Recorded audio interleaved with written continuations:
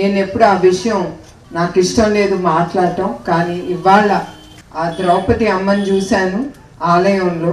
మీ అందరికీ తెలుసు ద్రౌపది అమ్మ గురించి, మీకు తెలుసా లేదా? అప్పుడు కౌరవులు ఏం చేశారు, ఆవిడి భర్తని అవమానించాలని సిగ్గు లేకుండా ఒక ఆడదని ద్రౌపది అమ్మని సభలోకి తీసుకొచ్చి ఆ అమ్మ చీరలాగారు. ఎందుకు? భర్తని కొట్టడానికి. వాళ్ళకి వేరే దారి దక్కలేదు, ఒక ఆడది దక్కింది వాళ్ళకి. అట్లానే మన అసెంబ్లీలో చంద్రబాబు నాయుడు గారిని హింసించాలని, ఆయనకి ఎదురు దెబ్బ కొట్టాలని వాళ్ళకి తెలిసి నా పేరు లాగారు, నా శీలాన్ని గురించి వాళ్ళు మాట్లాడారు. అది ఒక్కడికి అవసరం లేదు. ధైర్యం ఉంటే మొగాడుగా నుంచుని మాట్లాడాలి, కానీ ఒక్క స్త్రీని లాగకూడదు. మీరందరూ కూడా ఇక్కడ చాలా మంది మొగాళ్ళు ఉన్నారు. ఒక్క స్త్రీ గురించి మీకు మాట్లాడే హక్కు ఎవరికి లేదు ఇక్కడ. ఏ స్త్రీ ఎట్లాంటిదో తనకి తెలుసు, తన జీవితం గురించి తెలుసు. అది మనం నేర్చుకోవాల్సింది అక్కడంతా. అది అన్నీ అయిన తర్వాత ద్రౌపదికి కృష్ణుడే దిగి వచ్చి ఆవిడికి సహాయం అందించాడు. అట్లా ప్రజల్లో దేవుడు వచ్చి, అట్లా చంద్రబాబు నాయుడు గారికి కానీ ఆయన కుటుంబం కానీ ప్రజల్ని దేవుళ్ళుగా మా కుటుంబంకి నుంచున్నారు. అది నేను ఎప్పుడూ మర్చిపోను.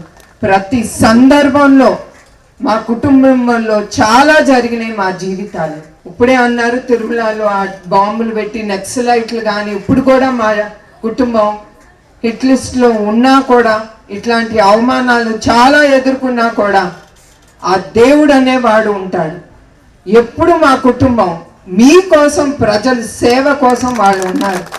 వాళ్ళు అట్లా మా కుటుంబం ఉంది గనక ఆయన్ని రాజమండ్రిలో నిర్బంధించినప్పుడు మీ అందరికీ తెలుసు, రుజువు ఏమీ లేకుండా 57 రోజులు నుంచున్న ఆయన ఖైదీ చేసినప్పుడు అప్పుడు దేవుడే దిగొచ్చి ప్రజల ద్వారా ముందుకొచ్చారు.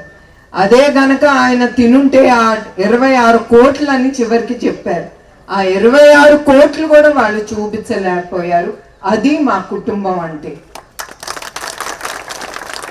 అట్లానే ఇప్పుడు నా గురించి మీకు ముందర ఎందుకు చెప్తున్నానంటే, ఏనాడు నేను ఆ విషయం మాట్లాడలేదు. మగవాళ్ళని అందరికీ గుర్తు చేయటానికి తప్ప వేరే దానికి కాదు. ఇదేమి ఎలక్షన్ క్యాంపెయిన్ కాదు, నాకు అవసరం కూడా లేదు. ఇది స్త్రీని మర్యాదించాలి, స్త్రీ ఒక అమ్మ లాంటిది అనేది మీరందరూ మర్చిపోకూడదు. అది మీ అందరికీ గుర్తు చేయడానికి ఇది చెప్పేది ఈ విషయం. నేను ఏనాడు 10 మంది ముందర ఆ విషయం ఏనాడు మాట్లాడలేదు. కానీ ఇప్పుడు ఆ ద్రౌపది అమ్మని ఆ గుడిలో చూశాను కనుక మీకు ఒకసారి విన్నవించాలని నా మనసులో ఏముంది అని నేను మాట్లాడాను. అది నేను ఎవరికి అక్కర్లేదు. నా భర్తకి తెలుసు, అందరికీ తెలుసు నేను ఎట్లాంటి దాన్ని. So that's not at all important for me. అట్లానే చంద్రబాబు నాయుడు గారి నాయకత్వం గురించి నేను ప్రత్యేకంగా చెప్పక్కర్లేదు. అది కూడా ఇక్కడ కుప్పం నియోజకవర్గం గురించి. ఆయన ఎప్పుడు ప్రజల సేవే అనుకుంటారు. ఆయన ఉన్నే రోజు పొద్దున్న వెళ్తారు దేవుడి గదిలోకి, నమస్కారం పెట్టుకుంటారు 1 నిమిషం. దాని తర్వాత ఆయన భక్తి భావన అంతా పనిలోనే, ప్రజలకి సేవ చెయ్యాలి. ఆ భక్తి భావనతోనే ఆయన ముందుకెళ్తున్నారు. ఆ భక్తితో ఆయన వెళ్తున్నారు కనుక దేవుడు ఆయనతో పాటు ఉండి నడిపిస్తాడని నేను అనుకుంటున్నాను. అది మీ అందరికీ తెలియజేయాలి. అట్లానే ఇప్పుడు ఇన్ని ఇండస్ట్రీస్, 30 ఇండస్ట్రీస్ మన కుప్పం నియోజకవర్గం ఒక్కదానికే వచ్చింది. ఇతర నియోజకవర్గాల్లో మీ అందరికీ తెలుసు మన ఆంధ్ర రాష్ట్రంలో ఎట్లా ఇండస్ట్రీస్ ముందుకొచ్చి ఒక్క నాయకుడిని నమ్మి వాళ్ళు ఇన్వెస్ట్మెంట్ మన ఆంధ్రప్రదేశ్లో చేస్తున్నారు.